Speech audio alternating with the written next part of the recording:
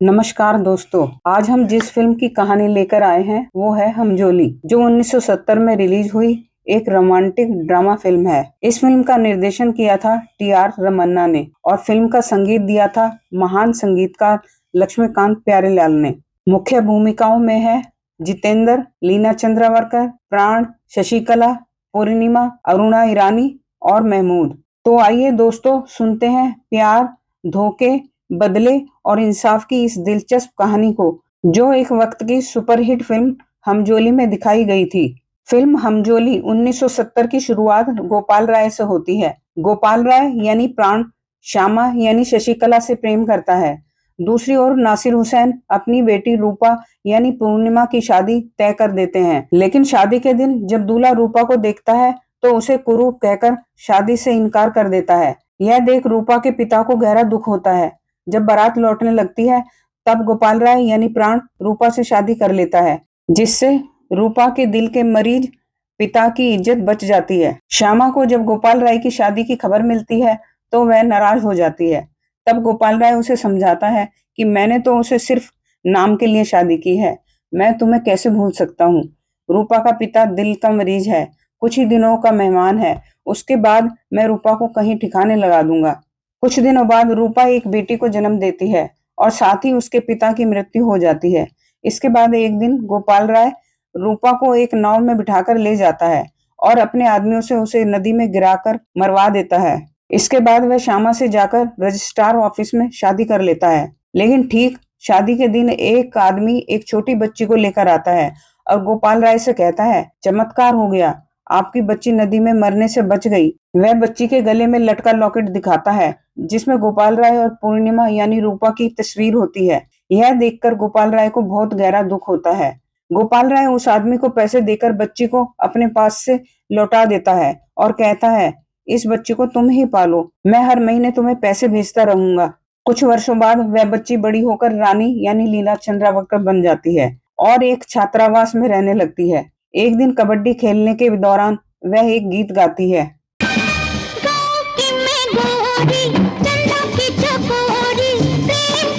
रानी को उसके पिता गोपाल राय के पत्र लगातार मिलते रहते हैं, जिससे वह भावनात्मक रूप से जुड़ी रहती है। इसी दौरान राजेश यानी जितेंद्र अपनी बहन शोभा यानी अरुणा ईरानी से मिलने हॉस्टल आता है। गलती से वह रानी के कमरे में पहुंच जाता है, जिससे दोनों में कहासुनी हो जाती है। बाद में जब शोभा आती है तो राजेश को माफ कर देती है और रानी के दिल में राजेश के लिए प्यार जागने लगता है। कॉलेज की छुट्टियों में शोभा अपने घर चली जाती है। उसी दौरान गोपाल राय रानी से मिलने आता है और उसके लिए एक सुंदर बंगला खरीदता है।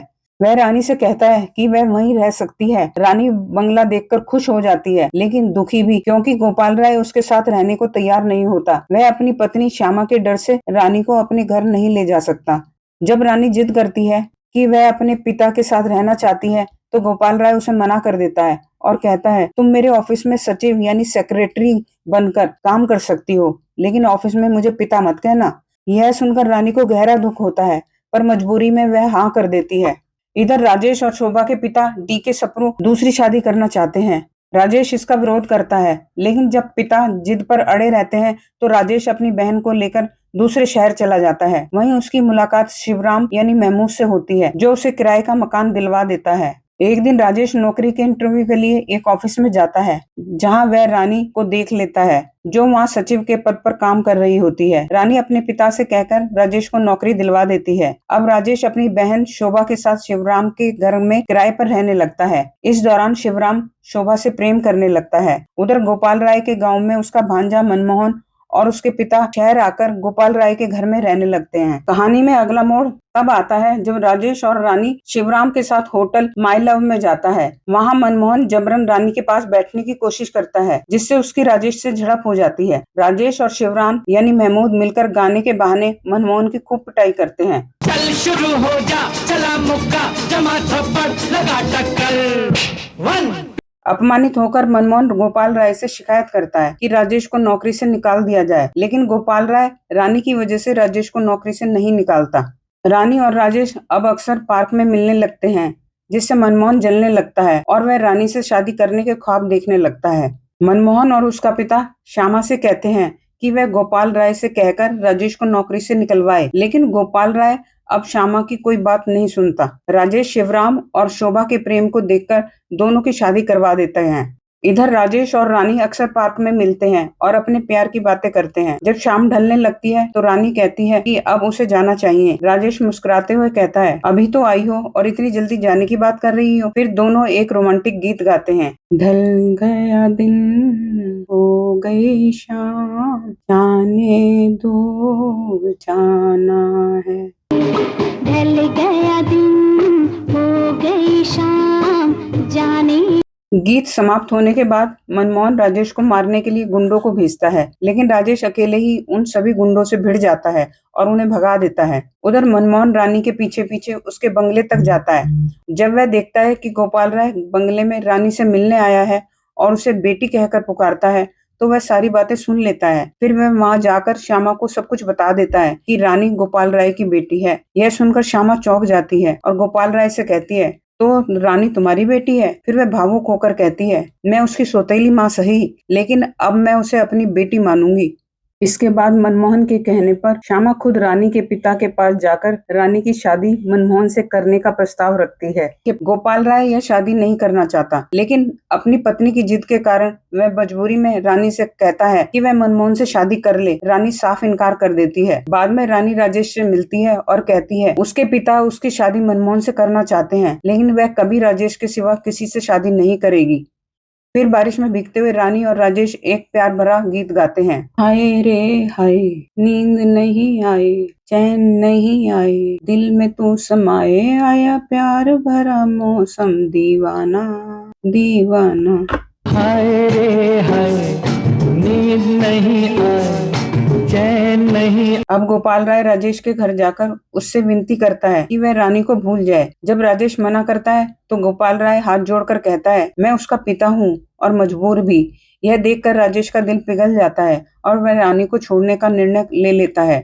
राजेश रानी को एक होटल में मिलने के लिए बुलाता है। उसी होटल में मुमताज एक मनोरंजन गीत गा रही होती है। टिक टिक टिक मेरा दिल डोले, टिक टिक टिक दिल से दिल बोले, तूने कहा तूने।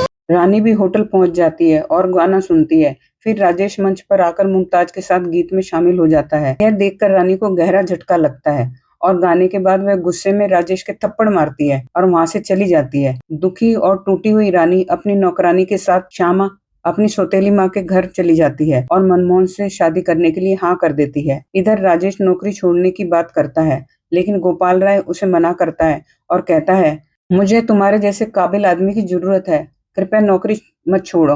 हालांकि गोपाल राय रानी और राजेश का रिश्ता तोड़ने के कारण बहुत दुखी हो जाता है और बीमार पड़ जाता है। अब राजेश फाइल्स पर साइन करवाने के लिए गोपाल राय के घर जाता है। रानी और मनमोहन की सगाई का दिन तय हो जाता है। राजेश गोपाल राय से कहता है, आपने जैसा कहा मैंने वैसा ही किया। अब रानी मुझसे नफरत करेगी, लेकिन मनमोहन एक अच्छा लड़का है, वह रानी को खुश रखेगा। राजेश के जाने के बाद गोपाल राय मन ही मन टूट जाता है और पछतावे से भर उठता है। राजेश कितना अच्छा लड़का है और मैंने अपनी ही बेटी के साथ इतना बड़ा अन्याय किया। फिर वह रानी के पास जाता है जो कमरे में बैठी रो रही होती है। गोपाल राय उससे कहता है, मुझे माफ कर दो बेटी, अब तुम्हारी शादी मनमोहन से नहीं राजेश से होगी। लेकिन रानी आंसुओं में डूबी हुई कहती है, उसका नाम मेरे सामने मत लीजिए, उसने मुझे धोखा दिया है। रानी के पिता गोपाल राय रानी से कहते हैं, राजेश ने तुम्हें धोखा नहीं दिया बेटा, मैंने ही उसे ऐसा करने के लिए कहा था। फिर वे आगे कहते हैं, मैंने शिवराम को सब कुछ समझा दिया है, तुम उसके साथ जाओ, वह तुम्हें राजेश के पास ले जाएगा।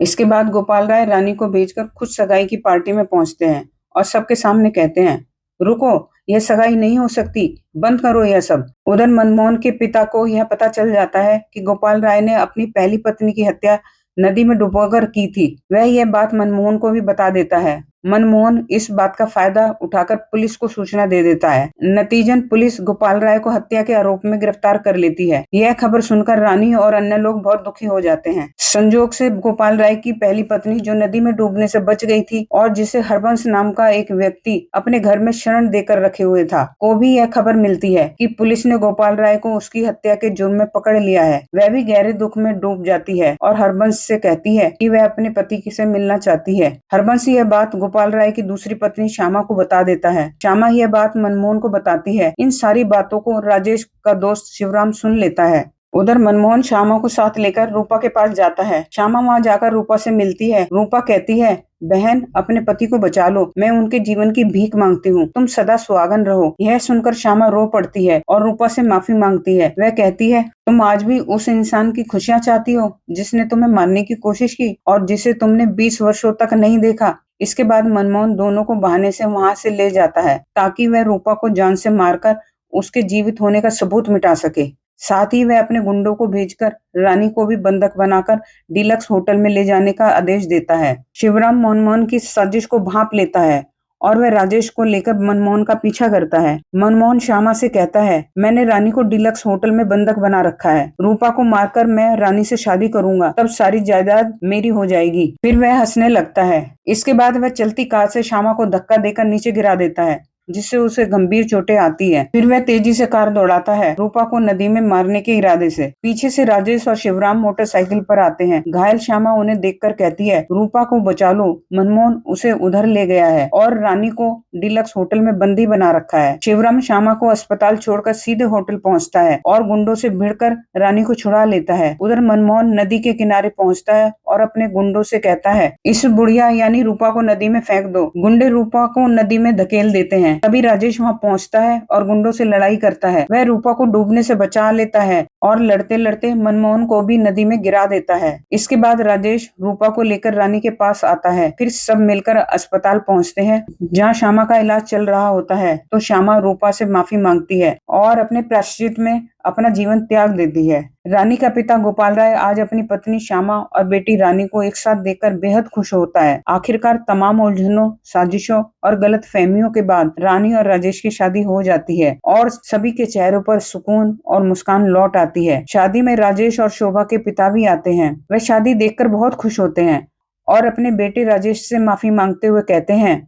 मैंने वह गलती नहीं की थी जिसकी वजह से तुम दोनों को घर छोड़कर जाना पड़ा था। फिर पूरा परिवार एक हो जाता है और इसी के साथ फिल्म का सुखद अंत होता है। तो दोस्तों, ये थी 1970 की सुपर हिट फिल्म हमजोली की पूरी कहानी। अगर आपको वीडियो पसंद आया है तो लाइक कीजिए, कमेंट करके अपनी राय बताइए और अगर आप नए हैं तो चैनल को सब्सक्राइब करना न भूलें। मिलते हैं और एक नई फिल्म की कहानी के साथ। धन्यवाद। अभी अभी तो आई हो, अभी अभी